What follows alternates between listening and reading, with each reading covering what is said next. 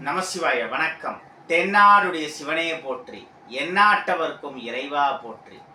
இன்னைக்கு ரொம்ப ரொம்ப பெரிய ஒரு சித்தரை பற்றி சொல்ல போகிறேன். சாங்கு சித்தர். முக்கியமாக நம்ம கிருஷ்ண பிரசாத் ஹெச்வி யூடியூப் சேனலில் தொடர்ந்து பார்க்குறவங்களுக்கு இது புதுசு கிடையாது. ஏன்னா 300க்கும் மேற்பட்ட சித்தர் ஜீவசமாதிகளை பற்றி அடியேன் பேசி வீடியோவாக போட்டிருக்கேன். நம்ம அப்பா சேனல் அரியஸ் நல்லூர் வெங்கட்ராமன் அவரோட சேனலில் பார்க்குறவங்க வேணால் புதுசாக இருக்கலாம் இதை கேட்குறது. பட் ஏற்கனவே பார்த்தவங்களா இருந்தாலும் சாங்கு சித்தர் யாருங்கிறது தெரியும்னாலும் இப்போ மறுபடியும் ஒரு தடவை சொல்கிறேன் கேளுங்க. ஏன்னா இன்னைக்கு அவர் கோவில் கும்பாபிஷேகம் ஆச்சு. இந்த காலத்தில் முழுக்க முழுக்க கருங்கல் திருப்பணி ஒரு கோயிலுக்கு பண்ணுறதுங்கிறது சாதாரண விஷயம் இல்லை, பெரிய ஒர்க்கு. இந்த சாங்கு சித்தர் யார்? 1900 ஜீவசமாதி ஆனவர். நமக்கு சுதந்திரம் கிடைக்கிறதுக்கு 47 வருஷங்களுக்கு முன்னாடியே அவர் ஜீவசமாதி ஆகிட்டார். 1835 பரங்கிமலையில பிறந்தார். அவரோட உண்மையான பேரு சிவலிங்கன் அப்படிங்கிறது. இந்த சாங்குங்கிறது நம்ம இந்து மத தத்துவங்கள்ல பல இருக்கு. அதுல சாங்கியம்ங்கிறது ரொம்ப டீப்பா ஏன் எதற்கு எப்படின்னு கேள்வி கேட்கிற ஞான நிலையோட உச்சம். அது அம்புல பல வகைகள் இருக்கு. அதுல சாங்கியம்ங்கிற அம்பு ரொம்ப கூர்மையா இருக்கும். அந்த மாதிரி இந்த சாங்கிய தத்துவத்தை ஃபாலோ பண்றவங்களுக்கு அறிவு ரொம்ப கூர்மையா இருக்கும். அதனால சாங்கு சித்தருங்கிற பெயர் வந்தது சொல்லப்படுறது. சாங்கு சித்தர் பல சக்திகள் சித்திகளை பெற்றவர்னாலும் தன்னை ஒரு பெரிய மகான் சித்தர்னு காட்டிக்காம ரொம்ப சிம்பிளான லைஃப் வாழ்ந்தார். சிம்சன்கிற வெள்ளைக்காரர் லைக் ஆனிபெசன்ட் அம்மையார் மாதிரி அவருக்கு இந்து மத தத்துவங்கிறதெல்லாம் ரொம்ப பிடிக்கும். வெஜிடேரியன் ஃபுட்டை ரொம்ப லைக் பண்ணார். அதனால ஒரு பியூர் விஜ்ஜு குக்கு வேணும்னு தெரிந்த நேரத்தில் தன்னோட சக்திகள் எதையுமே காட்டிக்காம ஒரு சாதாரண சமையல்கார மாதிரி சாங்கு சித்தர் சேர்ந்தார். சிம்சனும் ஒரு சாதாரண குக்கை எப்படி நடத்துகிறோமோ அப்படிதான் முதல்ல நடத்தினார். ஒரு நாள் என்னாச்சு, சிம்சன் படுத்துக்க போகிறப்போ, இப்போ நீங்கள் இங்கே படுத்துக்க வேணாம், அவங்க தலைக்கு மேலே ஒரு கண்டம் இருக்குது அப்படின்னு சொன்ன உடனே சிம்சனுக்கு சிரிப்பு வந்துடுது. அவருக்கு இந்து மதத்து மேலே மதிப்பு மரியாதை எல்லாம் உண்டு, ஜோசியத்து மேலேயும் மதிப்பு இருந்தது, அது வேற விஷயம். பட் இருந்தாலும் அவர் ஒரு வெறும் குக்காக தான் பார்த்துருந்தார். அவர் உன்னோட வேலை கரண்டி பிடிக்கிறது சமைக்கிறது அதோட மட்டும் நிறுத்திக்கோ, இந்த ஜோசிய சொல்கிற வேலையெல்லாம் பார்க்காத என்கிட்ட அதுவும் அப்படின்னு சிரிச்சுட்டு நக்கலாக சொல்லிட்டு சிம்சன் படுத்துன்னு போயிட்டார். அதுக்கப்புறமா சாங்கு சித்தர் சிம்சன் நல்லா தூங்கிட்டு இருக்கிறப்போ ஒரு 3-4 பேர் ஹெல்ப்போட அப்படியே கட்டிலோட அவரை ரூம்லேருந்து தூக்கி வெளியில் கொண்டு வச்சா அப்படி சிம்சன் கண்ணை திறந்து கோபமாக பார்த்தா டம்முன்னு ஏதோ ஒரு சத்தம் கேட்கறது. இந்த சிம்சனோட தலைக்கு மேலே தொங்கி இருந்த அந்த காலத்து விளக்கு நீங்கள்லாம் பார்த்துருப்பீங்க. அது எவ்வளோ பெருசாக இருக்கும், எத்தனை கிலோ வெயிட்டுன்னு, பல 100 கிலோ வெயிட் இருக்கும். அது அருந்து கரெக்டாக விழுந்தது. சாங்கு சித்தருக்கு முன்னாடியே அது நடக்க போகிறதுங்கிறது தெரிஞ்சிருக்கு. ஒருவேளை நம்ம அங்கே படுத்திருந்தா என்ன ஆயிருக்கும்னு அப்போ தான் அவருக்கு புரிஞ்சுது. அதுக்கப்புறமா சாங்கு சித்தரோட ஆற்றல் என்னங்கிறத புரிஞ்சு தென் ஆஃப்டர் சாங்கு சித்தர்கிட்ட பழகிற விதம் அப்ரோச்சே வேற மாதிரி ஆயிடுது. சாங்கு சித்தரை தன்னோட குருவாய் ஏத்துண்டு அவர் என்ன சொன்னாலும் சிம்சன் கேட்க ஆரம்பிச்சார். அந்த மாதிரியான டயத்துல ஒரு நாள் சிம்சனுக்கு ஒரு லெட்டர் வந்தது. என்னன்னா, சிம்சனோட ஒய்ஃப் பிரெக்னெண்டா இருக்கா. அது ஒரு நல்ல விஷயம்.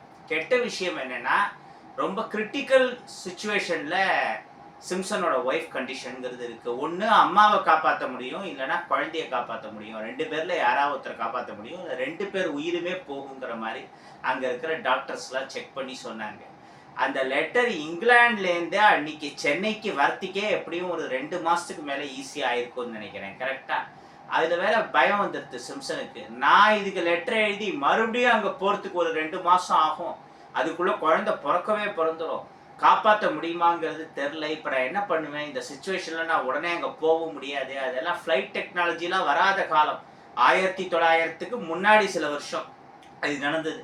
அப்போ சாங்கு சித்தர் என்ன பண்ணார், உன் ஒய்ஃபுக்கு நீ ஒரு லெட்டரை எழுதி கொடு, நான் கொடுத்துட்டு வரேன் அப்படின்னு உடனே, நீங்கள் கொடுத்துட்டு வரீங்களா, என்ன சொல்கிறீங்கன்னு உடனே நான் சொல்கிறத பண்ணுன்னு சொல்லி சிம்சன் கிட்ட ஒரு லெட்டரை வாங்கிட்டு அந்த சிம்சனோட வீட்டில் பெரிய அரண்மனை, அதில் ஒரு ரூம்குள்ளே போனார். என்னை வெளியில் லாக் பண்ணிவிட்டு நான் தட்டுறப்ப தான் திறக்கணும் அப்படின்னு சொல்லிட்டு சாங்கு சித்தர் போயிட்டார். ஒரு 40 மினிட்ஸ் கழிச்சு சாங்கு சித்தர் இன்னொரு லெட்டரோட வந்தார். அந்த லெட்டரை சிம்சன் பிரித்து பார்த்தா ஆச்சரியம், அது அவரோட ஒய்ஃப் ஹேண்ட் ரைட்டிங் தான். அந்த சாங்கு சித்தர் எப்படி இருந்தார், அவர் தலையில கட்டியிருந்த முண்டாசு, நெத்தியில் அவர் இட்டிருந்த விபூதி, இந்த விஷயங்கள்லாம் சொல்லி இந்த மாதிரி ஒரு சித்தர் வந்தார், என்னை பிளஸ் பண்ணி எனக்கு விபூதி கொடுத்தார், வயிற்றுல கொஞ்சம் விபூதியை இட்டுக்க சொன்னார், வாயிலெல்லாம் போட்டார், இந்த மாதிரி உனக்கும் உன் குழந்தைக்கு 2 பேருக்குமே எதுவும் ஆகாதுன்னு சொல்லி ஆசீர்வாதம் பண்ணார். அவர் நல்ல தெளிவாக இங்கிலீஷ் பேசினார். அவர் பேசுகிற இங்கிலீஷ் எனக்கு புரிஞ்சுது. அதோடு மட்டும் இல்லாமல் எப்படி ஃப்ராக்ஷன் ஆஃப் த செகண்டில் சென்னையிலேருந்து இங்கிலாந்துக்கு வர முடிஞ்சுது என்னால் ஆச்சரியமாக இருக்குது. சித்தர்களுக்கு பல சக்திகள்லாம் இருக்குங்கிறது கேள்விப்பட்டிருக்கேன். பட் இதெல்லாம் பாசிபிலிட்டியா? அவரை பார்த்த உடனே எனக்கு ஒரு நம்பிக்கை வந்துடுது, தைரியம் வந்துடுது. அதனால் நீங்கள் கவலைப்படாதீங்க, ஒன்றும் ஆகாது எனக்கு அப்படின்னு அந்த விஷயங்கள்லாம் வந்து லெட்டரில் டிஸ்கிரைப் பண்ணியிருந்தார். அப்புறமா அந்த சிம்சனோட ஒய்ஃபு கொடுத்த டீ பிஸ்கெட் மாதிரியான விஷயங்கள்லாம் சாங் சித்தர் சாப்பிட்டுட்டு அவரோட லெட்டரையும் ரிசீவ் பண்ணிட்டு சிம்சன் இடத்துக்கு வந்திருக்காரு. இதெல்லாம் 40 மினிட்ஸ்க்குள்ளே வந்திருக்கு. இதில் என்னன்னா இந்த 40 மினிட்ஸுங்கிறது அவளோட வீட்டில் சில நிமிடங்கள் பேசினது. லெட்டர் எழுதுறதுக்கு எப்படியும் ஒரு 15-20 நிமிஷம் டைம் எடுத்துட்டு இருப்பார்ல, அது இந்த காஃபி பிஸ்கெட்லாம் ப்ரிப்பேர் பண்ணது அந்த டைம் தான். அவர் போயிட்டு வந்தது ஃப்ராக்ஷன் ஆஃப் த செகண்ட். இத்தனையும் 40 நிமிஷத்துக்குள்ளே நடந்தது. அப்படியே மிரண்டு போயிட்டார் சிம்சன். அதுக்கப்புறமா சிம்சன் எதிர்பார்த்த மாதிரியே சாங்கு சித்தர் சொன்ன மாதிரியே சிம்சனோட ஒய்ஃபுக்கு சுகப்பிரசவம் நடந்தது. சிம்சனோட ஒய்ஃபு குழந்தை 2 பேரும் காப்பாற்றப்பட்டார்கள். இந்த அதிசயம் எல்லாம் சிம்சன் மூலமாகவே வரலாற்றில் பதிவு செய்யப்பட்டிருக்கு. அப்புறம் சிம்சன் வந்து இங்கேருந்து கிளம்புறப்போ தனக்கு சொந்தமான பல 100 ஏக்கர் ப்ராப்பர்ட்டியை சாங்கு சித்தருக்கு டொனேட் பண்ணிட்டு போயிட்டார். நானும் ஒரு சாமியார், எனக்கு இவ்வளோ அவசியம் இல்லைன்னு அதை எல்லாருக்கும் வினோபா பாவேக்கு முன்னாடியே பூதான் மூவ்மெண்ட்டுன்னு பண்ணி பலருக்கு பல ஏக்கர் கிரவுண்டு நிலத்தை அவர் வந்து அள்ளி அள்ளி கொடுத்தாரு. இந்த மாதிரி சாங்கு சித்தரால் தானம் கொடுக்கப்பட்ட நிலங்களே இந்த கிண்டி இண்டஸ்ட்ரியல் எஸ்டேட்ல நிறைய இருக்கு. அதுவும் கவர்மெண்ட் ரெக்கார்டை பார்த்தா வரும். இந்த மாதிரியான ஒரு சித்தர் சாங்கு சித்தர் 125 ஆண்டுகள் பழமை வாய்ந்த ஜீவசமாதி.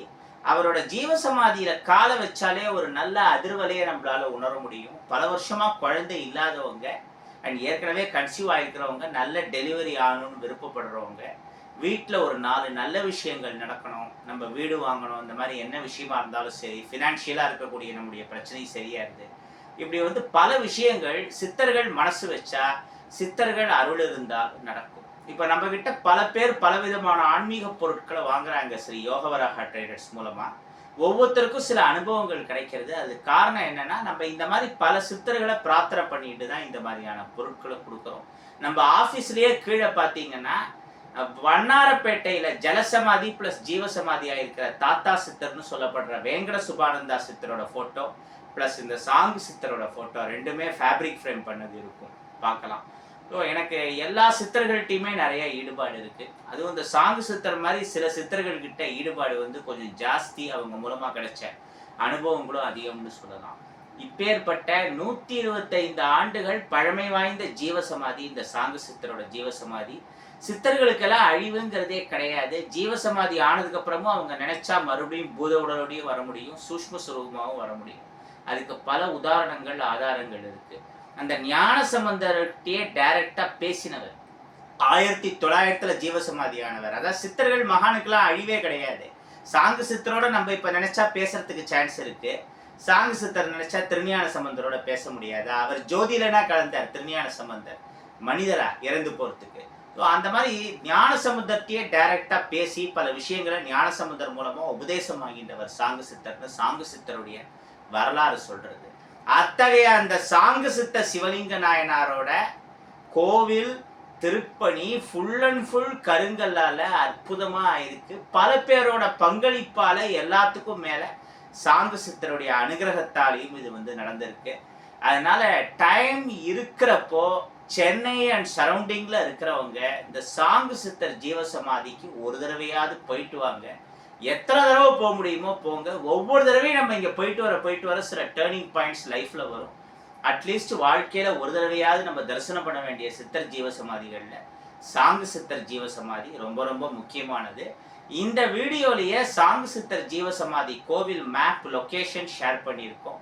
அவன் அருளாலே அவன் தாழ் வணங்கி வாழிய செந்தமிழ் வாழ்க நற்றமிழர் வாழிய பாரத மணித்திரு நாடு. நன்றி, வணக்கம்.